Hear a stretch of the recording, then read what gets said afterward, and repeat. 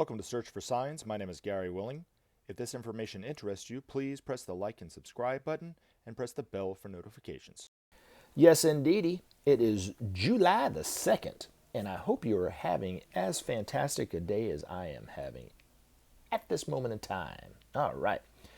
And if you're not, you better catch up and have a fantastic day. Now, I do want to make a quick public service announcement. And I typically do this at the beginning of each video. Just to welcome you if you have any questions about Maitreya, the Masters of Wisdom, or what we talk about. You're always welcome to ask a question, and I do my best to answer it. And I typically would recommend just posting your question as a comment, and then I'll answer it in your question in the next video, if that suits. Or you can also email me directly at searchforsigns@mail.com. Now, of course, if you don't have any questions, I'm not going to be like your grade school teacher that's going to point you out and call you out in the, hey, you in the back of the class that didn't have their hand raised. You know what I'm saying? You don't have to do all that. Now, I do want to talk a little bit about the man in this video. Now, I don't know who you are. I don't know if you know anything about this information, if you're just stumbling across this for the first time, or if you've known it for years. This is Benjamin Creme.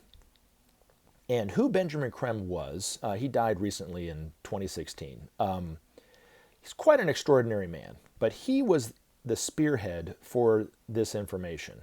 And hands down, when people ask me questions or when I talk about Maitreya and the Masters of Wisdom, the lion's share of that information is coming from him, and I'm just passing that information along to you. So that's why I don't claim any ownership of this information. You can read pretty much everything we talk about on this channel by just reading Benjamin Creme's books, The Master Speaks, which is coming from his master, or even some of the Maitreya mission books, or some of the other books that there were compilations of question and answers, various talks that he did over the years and so forth. Now, I knew him on a personal level, not as deep as a lot of people that I know. I have a lot of friends who had a closer, personal relationship with Benjamin Creme, but I knew him for years. I knew him since the mid to late 90s.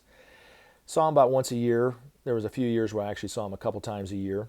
Had a chance to really spend some time with him. I drove him around when he was here in Atlanta and so forth. And if you just search Benjamin Creme and go to whatever, YouTube website, channel you go to and hear them talk about Benjamin Creme, for one, most people don't know much about him or anything about him, and they just made up their own mind about him. And then that usually has a lot of negative press. But I do recommend, if you're starting to get kind of interested in this information, or if you just found out about it the first time today and, hey, I kind of dig it, I want to know more, I definitely recommend looking at the Search for Signs, the Share International YouTube page, and listen to various talks about various topics, whether it's a lecture by Benjamin Creme or him doing an interview on television or whatever it is, and really get it from his perspective too. Not many people, if any, can really know as much about this topic as he does.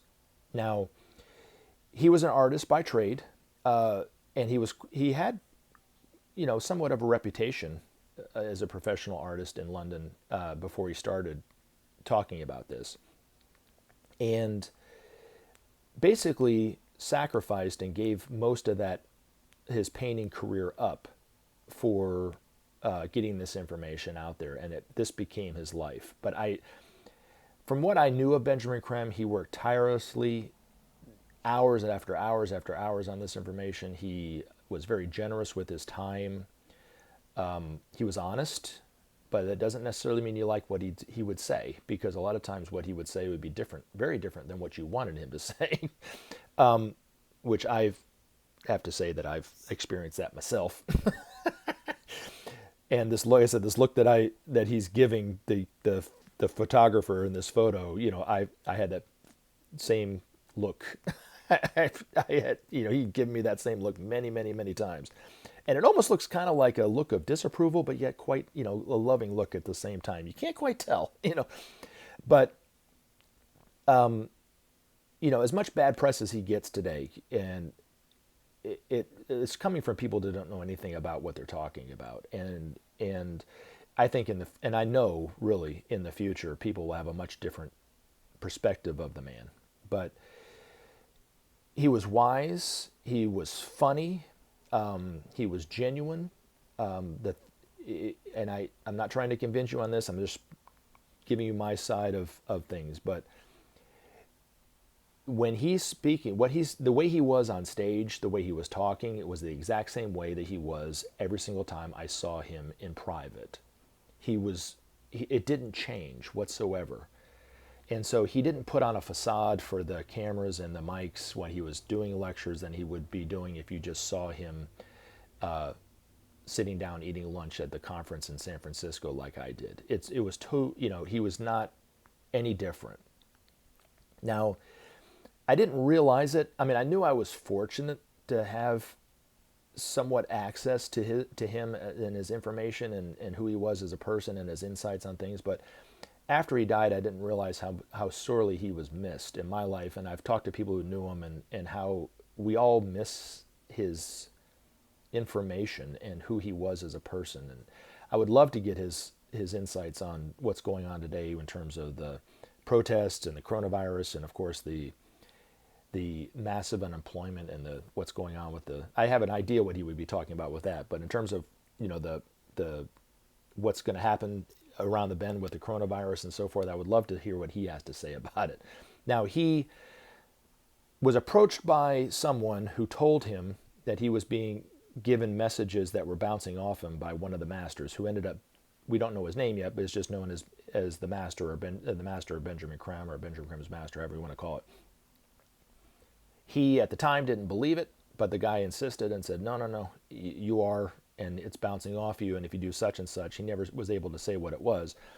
These messages would start to get through, and they did. And it started the whole process where he worked with this master for decades, really. I mean, long hours, 15, 20 hours a day sometimes. I think he said he would work with his master moment to moment to build and forge this quite extraordinary relationship he had with his master. And so one of the things that I didn't realize at the time that I knew him, and I've realized it more the older I get, is by knowing who he is, by getting my ass whooped by him all the time about thinking I was right about something, and he would come back and say no, and the way that Benjamin Creme, and only Benjamin Creme, could say something like that, even though it kind of stung at the time, it was quite beneficial for somebody like me. And I'm speaking for others who I know have had the same kind of experience, but they might not have come to the same conclusion that I have over the past few years. But when people, recommend, or that I listen to somebody else who's quote unquote channeling one of these masters or so forth, and then I take the time to actually go, and I already know pretty much that there's nothing to it, but I do give it an open mind, and I go and I listen to it. It doesn't take me long before I realize that it's not coming from one of the masters, based on the information that I've read from Benjamin Creme in his books, from his articles, from his master, even Alice Bailey and some of the other disciples who were receiving genuine information from these masters and so forth. And the quality is just different. And so when people say they are channeling these masters and they're getting these wonderful, entertaining messages from these masters, I would love to ask them, or be able to ask them, if they did any kind of specific training to be able to do that. And I can guarantee you, pretty much hands down, that the answer would be no. They just kind of rolled out of bed and started receiving these messages, which would mean it's one of two things. It's either coming from their own subconscious, because they're wanting to receive messages from the masters, or they are receiving messages from the astral planes, which are just riddled with distortion and illusion. And so people have always asked me if I receive messages from these masters, and I don't claim any kind of contact with these masters like that. I've had Maitreya experiences, but nothing to the extent that somebody like Benjamin Creme have. You have to be an extraordinary disciple and an evolutionary point in evolution to be able to do what Benjamin Creme did. He never touted any kind of spiritual loftiness. He was, he never even brought himself, when he would talk about it, he never really brought it up. He didn't have a desire to tell people that he was as evolved as he was, and he would always kind of say, "No, I'm much less than you would think." That kind of, if somebody really kind of tried to corner him into answering or something like this, he would kind of poo-poo it. But you have to be of a certain level to be able to do that. And eventually we'll all be able to have that kind of telepathic rapport with these masters, but it's in the future sometime, you know what I mean? But these people who claim to have, get these messages, which, like I say, can be very entertaining. They can be quite, inspiring in a way sometimes, but they're not really coming from these masters. And so if you take the time to really read his books, read the master's articles, hear his talks, over time you'll start to be able to tell the difference. And even take the time, if you're an artist or a musician of some kind, to listen to people like Bach or Beethoven or Mozart, see the great painters like Rembrandt, Da Vinci, Michelangelo, those kind of things, Titian. You can start to see the different quality between the big boys, the biggies, in what they did and how they were working with the masters and the creativity that it took to get to do that, and just your average person.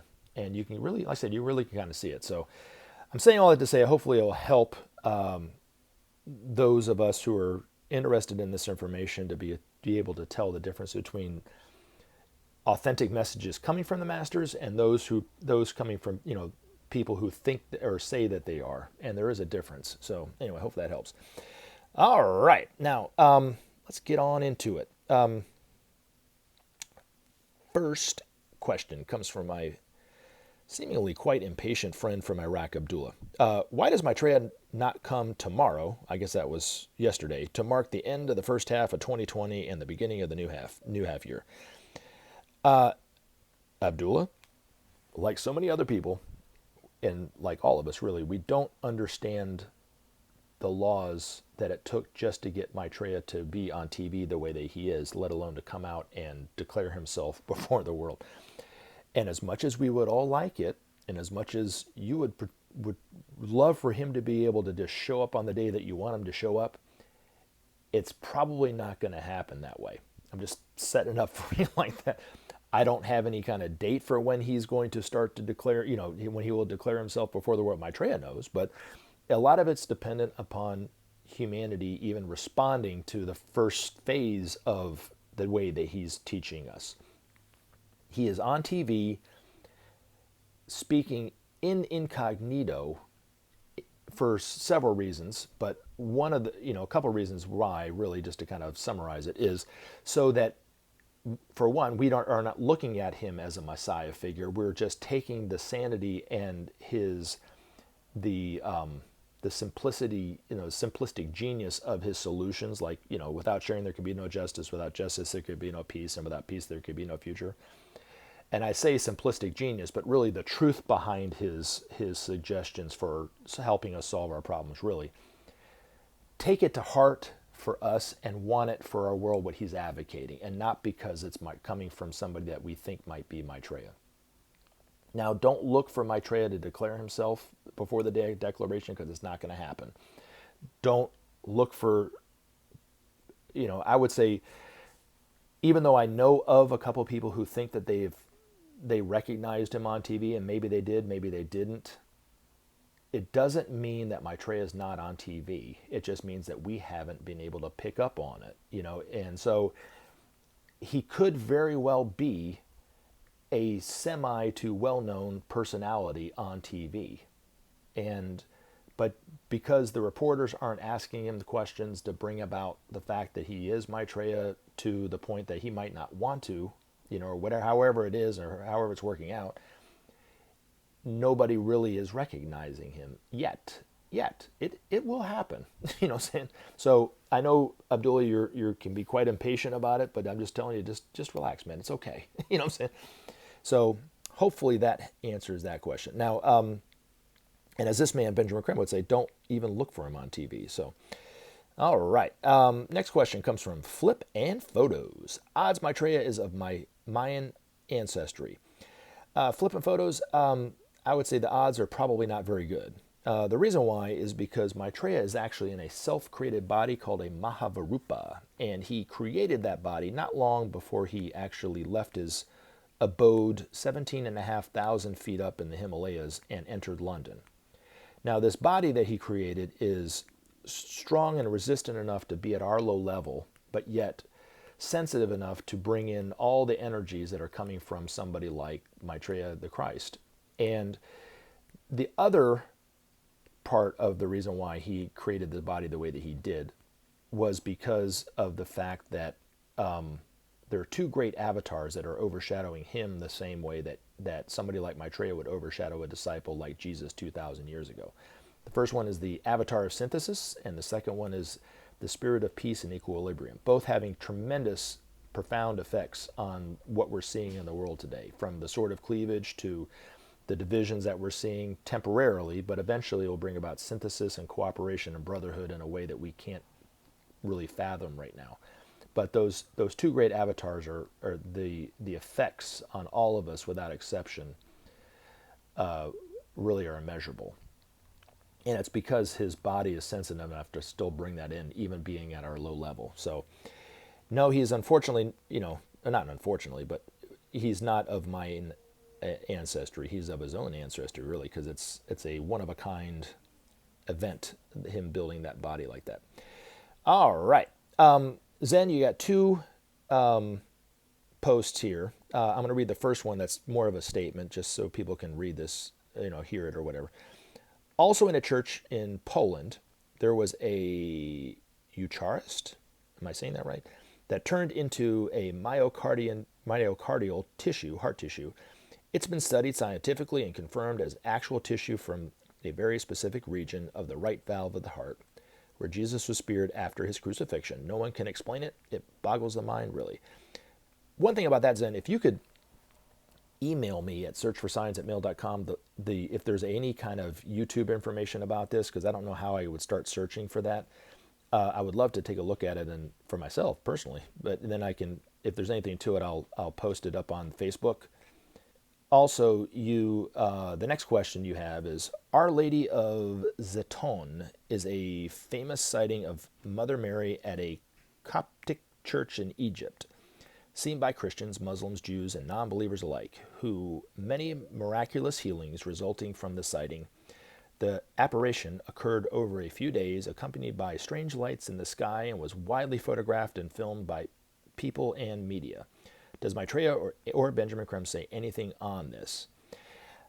A good friend of mine, David, from Ireland, actually sent me a video that I was watching today about this very thing. I think he read what you wrote and sent it. So I actually posted it up on the Facebook page for everybody to kind of do their own research and look at it. I had looked at something when you posted this. I went and searched on it, and there was a video with Ricardo Montalban. He played Khan and the Wrath of Khan and Mr. York from Fantasy Island back in the day, talking about this event. I don't remember Benjamin Creme talking about this. Now, there were so many sightings of the Virgin Mary. Now, according to Benjamin Creme, and maybe this will help, maybe not, I do think what you were seeing, what the vision of the Madonna in Egypt in this, my personal opinion, which doesn't really matter that much, I think it was authentic. I think it was actually coming from the Master, who was the Madonna. Now, some of the messages that they said, like her demanding that him build a hotel, I don't think that the Masters demand anything. I think that person probably put that in their own mind, but whatever. Which is such the case sometimes when communicating with when these masters try to communicate with us, we misunderstand their intention and what they say. But who knows? Maybe she did say, I don't know. But Benjamin Creme said that there was two very distinct types of visions from the Madonna. The first one was the authentic one, coming from the Master, who was the Madonna, who will be the first female master to come into incarnation in the next couple hundred years or so. Right now, this master is a master on the inner planes, not in incarnation, but will eventually be, and is the one who's responsible for the true and authentic visions of the Madonna, the weeping icons that are oftentimes attributed to with the Madonna and so forth. Even the healing wells of Lourdes, which are very similar to but not quite as potent as the ones that Maitreya is charging, but do have healing qualities in and of themselves. Those are authentic. And then the messages that those people receive are always very positive and very hopeful for the future and so forth. So those are the authentic messages.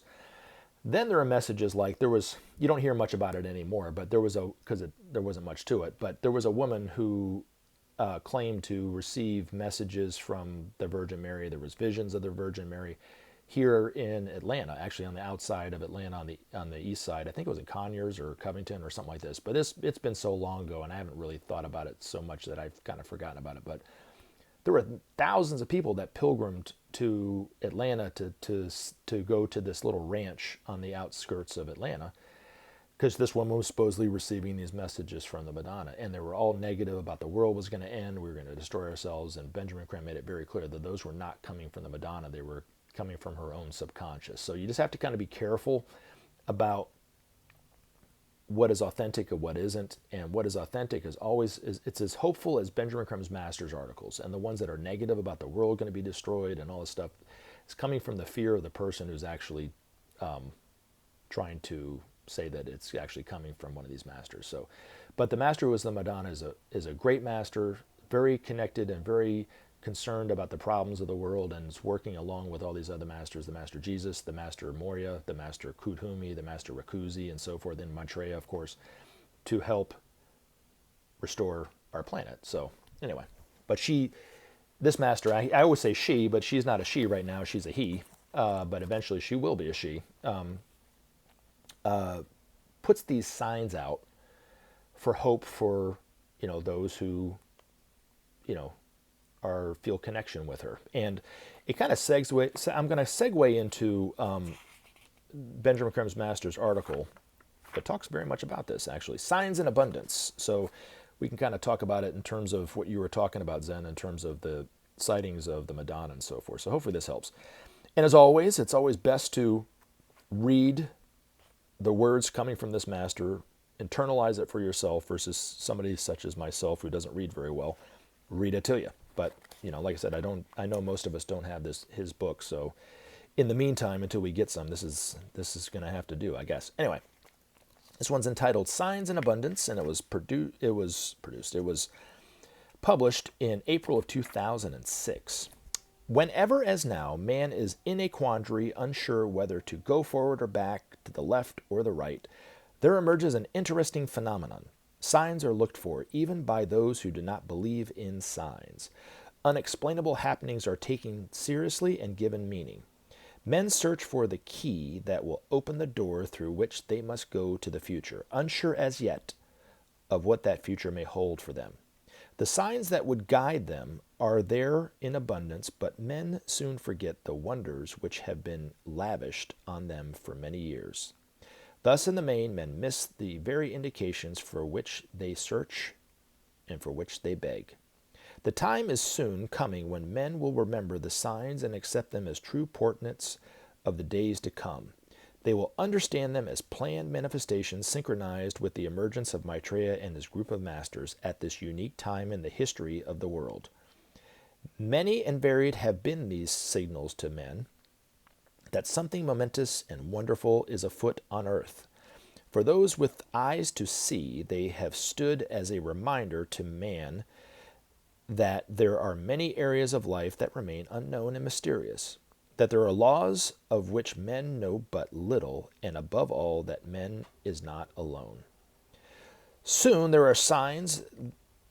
There are creators of the sign. Since there are signs, there are creators of the signs. All religious groups await and expect their chosen divine revelation and read the signs as confirmation of their faith.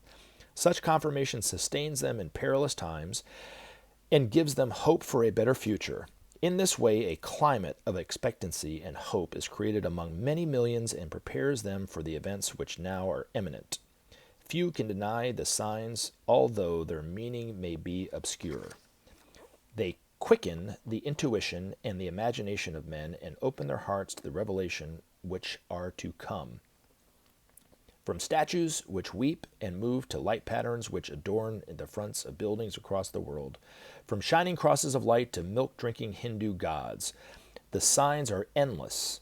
Few can have been untouched by these wonders. Doubters and skeptics, of course, are ever to be found, but not for long. Very soon, the climate of expectancy will grow and register firmly in the minds and hearts of men everywhere. And into the expectant atmosphere, Maitreya will enter and begin his open mission. Thus will it be. Remember to take action and help SOP save our planet. Thanks for listening, and we look forward to talking to you again in future videos.